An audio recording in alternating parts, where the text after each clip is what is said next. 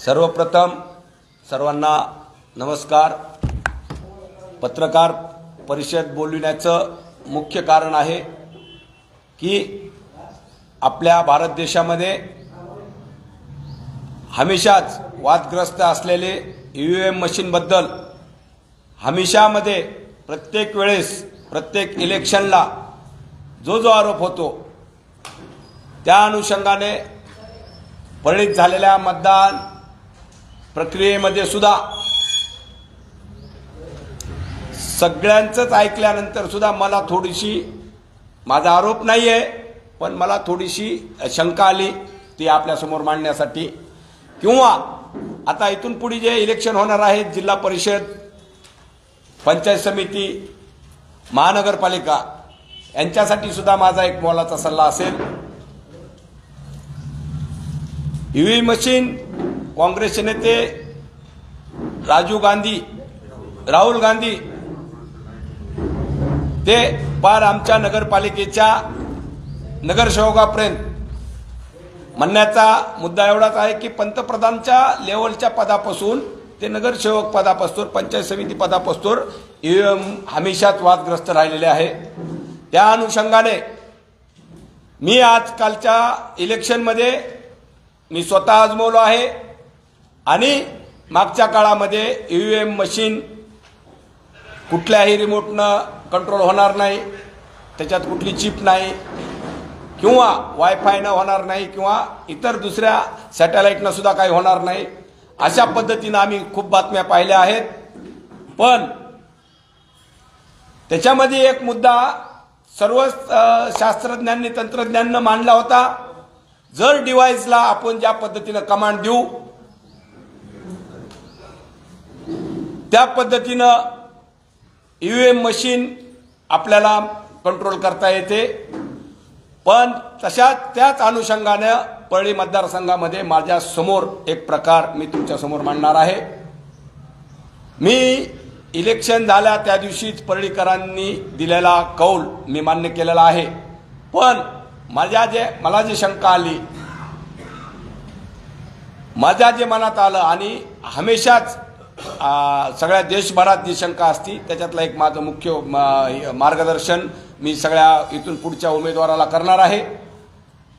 कारण आपल्याला ज्यावेळेस ईव्हीएम मशीन चेक करायला लावतात, अधिकारी फक्त आपल्याला 4 ते 5 बटन दाबायला लावतात, कोण्याही पक्षाला 5-7 पण मी एका व्हिडिओमध्ये पाहिलं होतं ज्या पद्धतीनं कमांड दिली, जर 4 मतं, 5 मतं, 10 मतं, तर माझ्या इथं प्रत्यक्षात मला अनुभव आलेला आहे की परळीमध्ये 88 बूथ आहेत आमचे। 88 बूथमध्ये मी 87 बूथवर 272, 270, 218, 220 अशा पद्धतीनं मतदान आहे। फक्त स्पेशल नगराध्यक्षाचं हे होतं, मशीन होती, मतदान करायचं बॅलेट पेपर होता फक्त नगराध्यक्षाचा, आणि त्यामध्ये 300च्या पुढे जाऊ नये ह्याची ह्याच्यामध्ये काळजी घेतलेली मला निदर्शनास आलेलं आहे। त्या पद्धतीने डिव्हाइस सेट केलेला असावा। आणि एकच प्रभाग असा आहे 10 नंबर, ज्या मशीनवर बॅलेट पेपरवर फक्त 2 उमेदवार होते, नगराध्यक्ष प्लस 1 उमेदवार त्याच्यात ऍड केलेला होता। त्याच्यामुळं त्या ठिकाणी हे उघडं पडलेलं मला जाणवलं आहे। आणि हे प्रभाग जे आहे, जे आत्ता जे उमेदवार नगराध्यक्ष पदाचे होते ते म्हणतात की आमचे खूप उपकार आहेत तिथं किंवा आम्ही फुकट प्लॉट दिले, हे अशा वस्ती त्यांच्या आहेत। त्या ठिकाणी खरं म्हणलं तर त्यांना मतदान जास्त पडायला पाहिजे। माझा तिथं कुठेही जास्त संपर्क नसताना सुद्धा त्या ठिकाणी त्यांना कमी मतदान पडलं आणि मला जास्त पडलं। त्याचं कारण की फक्त त्या ठिकाणी त्यांना जी सेटिंग करायची होती किंवा ते डिव्हाइस जे करायचं होतं तिथं करता आलं नाही, कारण ह्या 2 मशीनी तिथं होत्या। एकाच बॅलेट पेपरवर 2 मशीन, एक नगरसेवकाची आणि नगराध्यक्षाचे पदा सुद्धा। त्या ठिकाणी जर मला मतदान जास्त पडत असेल आणि इतर ठिकाणी मी माझ्या जिथं काम करतोय माझ्या प्रभागामध्ये मला जर तिथं मतदान पडत नसेल आणि 200च्या खालीच असेल, 270 300च्या खालीच असेल, तर ह्याच्यामध्ये शंका वाटलेली आहे. कारण आम्ही ज्यावेळेस चेक केलं मशीन त्यावेळेस आम्ही प्रत्यक्षात 2, 3, 4, 5 पर्यंत जास्तीत जास्त 50 पस्तोर कुणी गेला असेल, पण आम्ही 5-6 मशीन चेक केल्या. ज्यावेळेस तुतारीला बटन दाबलं त्यावेळेस तुतारीला पडत होतं. असं 5 वेळेस केलं आम्ही, पाहून चेक केलं. पण इथं शंका आहे की ह्यांनी जे ॲडजस्ट केलं आहे ते 300च्या 270च्या पुढे 72च्या पुढे जर मतदान एखाद्या मशीनला 272 जर डिव्हाइसला कमांड दिली असेल तर 273 व बटन मतदान हे आपोआप घडीला जात असेल असा माझा हे आहे. आणि हे म्हणजे माझा समज आहे.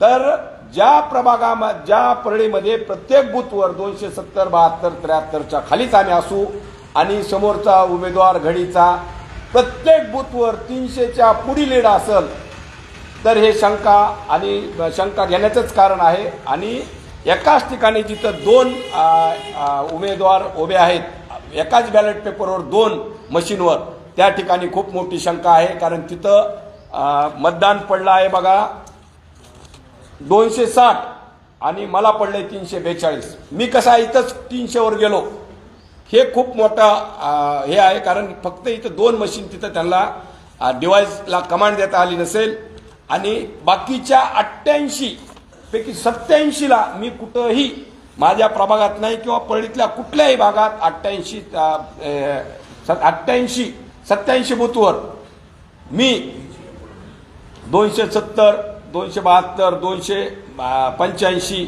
300 तर कुठंच नाही आहे. हे एक मोठे हे आहे. म्हणून मी इथून पुढच्या माझ्या कारवाया असतील मी ह्या संदर्भामध्ये हायकोर्टामध्ये मागणी करणार आहे. परत निवडणूक अधिकारी निवडणूक निर्णय अधिकाऱ्याकडं ही सुद्धा मागणी करणार आहे आणि उच्च न्यायालयामध्ये सुद्धा मी जाणार आहे. कारण मला त्यांनी न्याय देण्यासाठी मला ज्या मशीन आहेत त्या मला 300च्या पुढे बटन दाबायचा आणि मला चेक करण्याचा अधिकार द्यावा. आणि मी याच्यासाठी इलेक्शन कमिशनरला बी पत्र देणार आहे, निवडणूक अधिकाऱ्याला सुद्धा. तोपर्यंत ह्या पेट्याला कुठली छेडछाड करू नये. सर्व हे फायदा पूर्ण देशाला सुद्धा होऊ शकतो. कारण जे आत्तापासून हे राहिलं होतं चेकिंग केल्या शासनानं आणि कोर्टानं, हे असा कधीच 200च्या पुढे कुणीही चेक केलं नाही, 300च्या पुढे कुणी केलं नाही. कारण यांनी अर्ध्याला अर्ध 25% मला जेवढं मतदान आहे त्याच्यावर कॅल्क्युलेशन केलंय आणि तिथंच सगळं काही डिव्हाइस लॉक केलेला मला अंदाज आहे.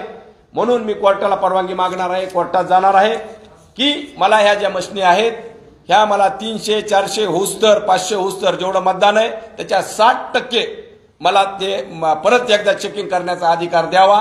किंवा माझ्यासाठी नाही द्यायचा असेल तर आता इथून पुढे भारतातल्या जेवढ्या निवडणूक होतील, महाराष्ट्रातल्या होतील, लोकसभेच्या होतील, जिल्हा परिषदेच्या होतील, महानगरपालिकेच्या होतील, मी यांना सगळ्या उमेदवारांना कोण्याही पक्षाचे असो चांगल्या पद्धतीने पारदर्शक मतदान होण्यासाठी त्यांनी 60 जेवढं मतदान आपल्या बूथवर किंवा प्रभागात आहे किंवा गावात आहे त्याच्या 60% मतदान प्रत्येक मशीनला चेक करायचा अधिकार द्यावा.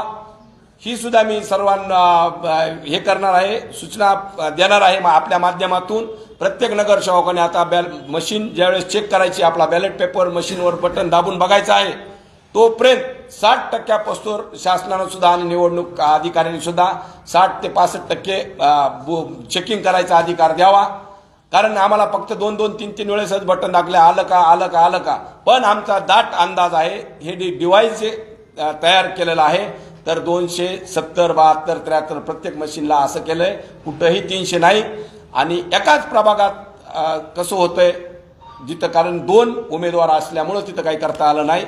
आणि अशा असंख्य काही भागामध्ये प्रभागामध्ये जिथं खूप चांगलं काम करणारे प्रबळ किंवा ऍक्टिव्ह उमेदवार आहेत अशांना सुद्धा त्या प्रभागामध्ये त्यांची ते डिव्हाइस अर्ध्याच्या मध्येच बंद केली असा माझा अंदाज आहे. अशा पद्धतीने परळीत सगळे मातबर पडायला पाहिजे. 100, 150, 50, 20, 25 किती मातबर असला तरी ते 100, 50, 2-4 मताचा फरक असायला पाहिजे.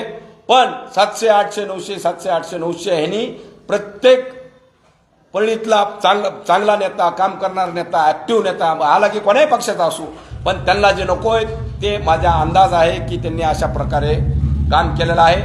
पण ह्यामध्ये मला सगळ्या महाराष्ट्राला, भारत देशाला बी सूचना करायची आहे, विनंती करायची आहे सगळ्या नेत्यांना सुद्धा.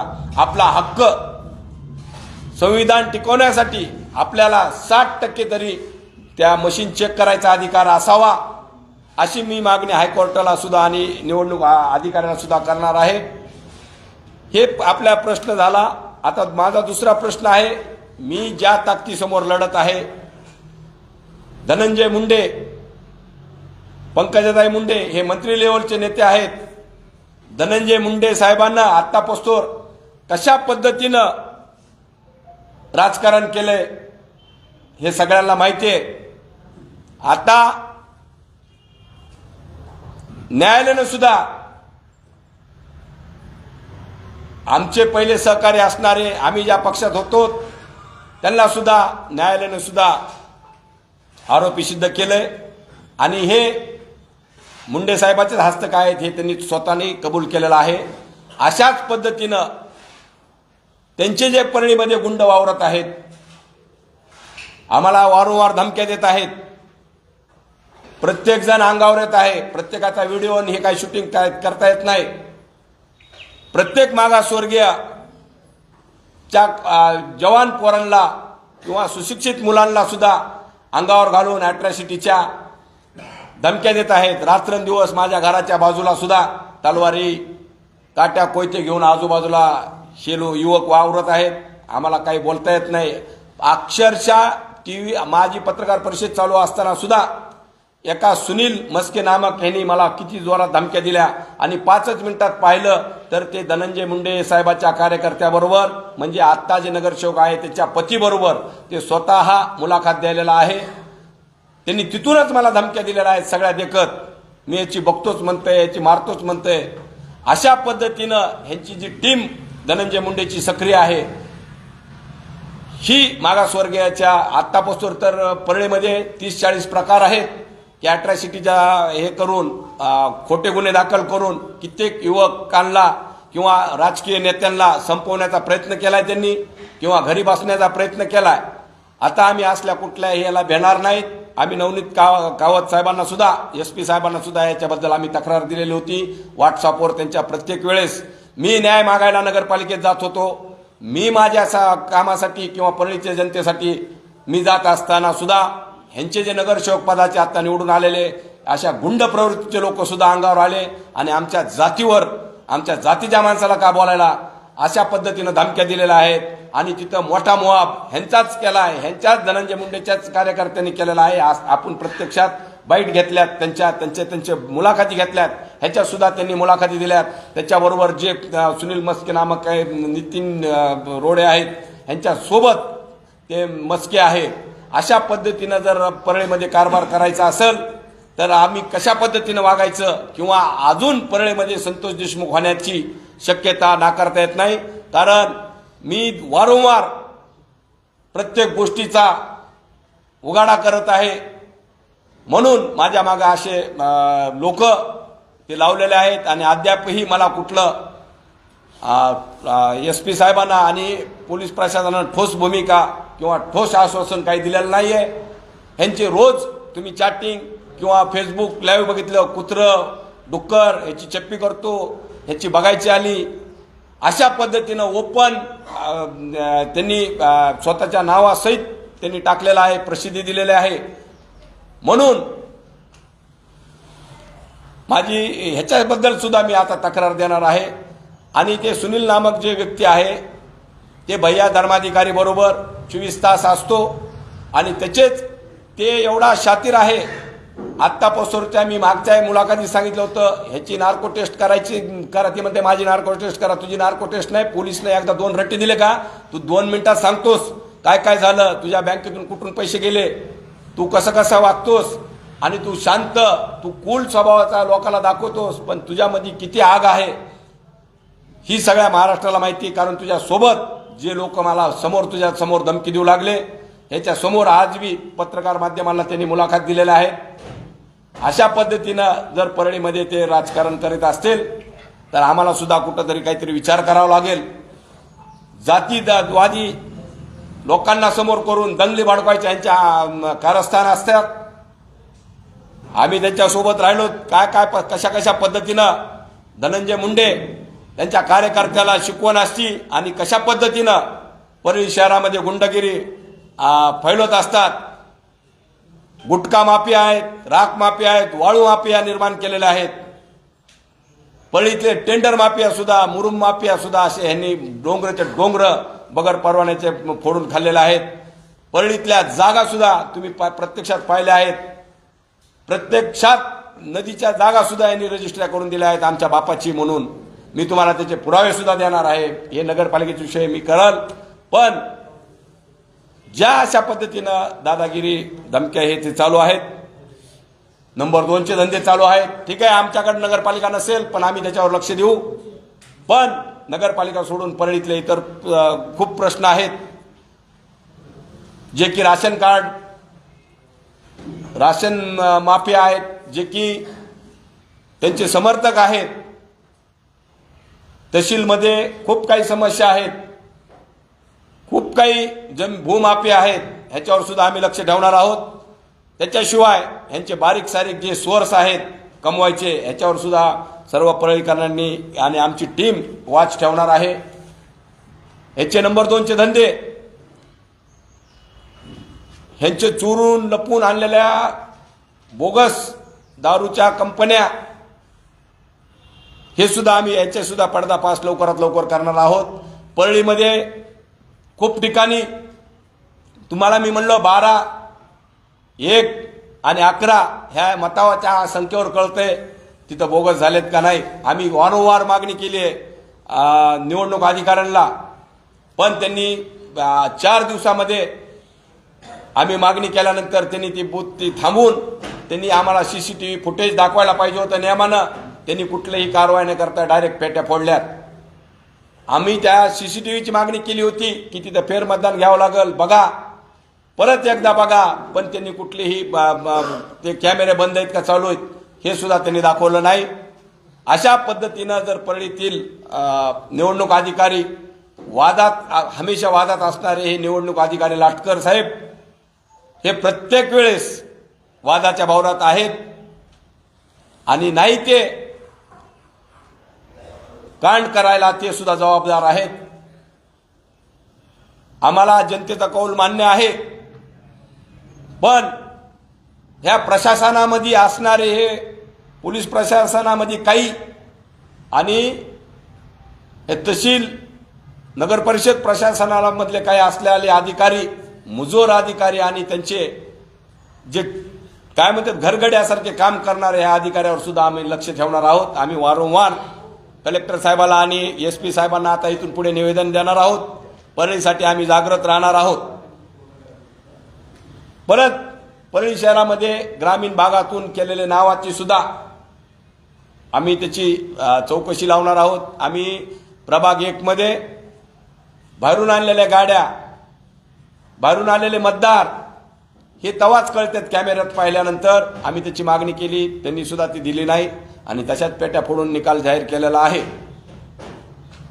ह्याच्या पुढे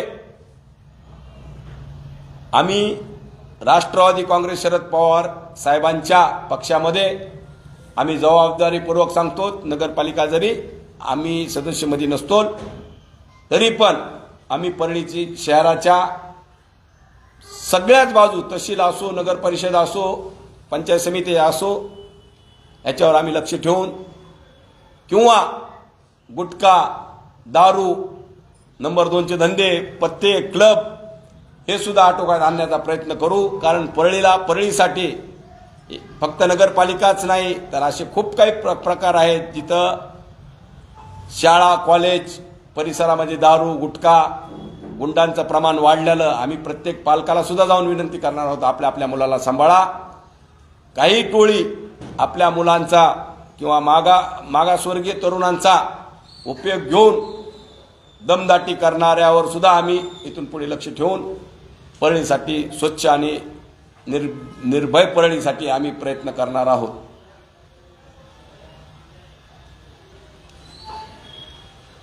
आम्ही अजून एक विषय सगळ्यात मोठा आहे की आम्ही शासनाला एक विनंती करणार आहोत. जमलं तर शासनानं बॅलेट पेपरवर परळीचं एकदा परत मतदान घ्यावं.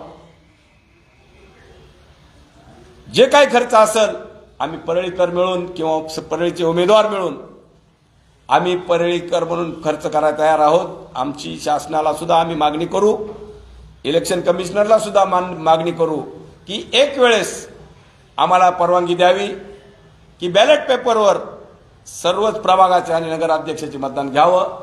त्यावेळेस लक्षात येईल की दूध का दूध आणि पाणी का पाणी परळीकर हे कोणाच्या पाठीमाग आहेत.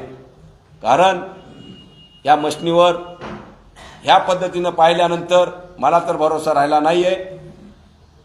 पण आम्ही त्या दिवशी सांगितलं परळीचा जनतेचा कौल आम्हाला मान्य आहे. परत आमची शंका असेल, आपल्याला घटनेनं अधिकार दिलेला आहे, आपल्याला जे मागणी करायची आपण मागू शकतो. आमची एक मागणी आहे अजून परत की बॅलेट पेपरवर एकदा परळीकरांचं मतदान झालं तर चांगल्या पद्धतीने होईल. ह्याचा खर्च सुद्धा आम्ही परळीकर म्हणून आम्ही सर्व उमेदवार परळीकर म्हणून सगळे पैसे जमा करून आम्ही ते पैसे जमा शासनाला निवडणूक खर्च शासनाला जमा करून एकदा त्यांना विनंती आहे अशा पद्धतीने सुद्धा अर्ज आम्ही देणार आहोत आणि बॅलेट पेपरवर मतदान घ्यायची विनंती करणार आहोत.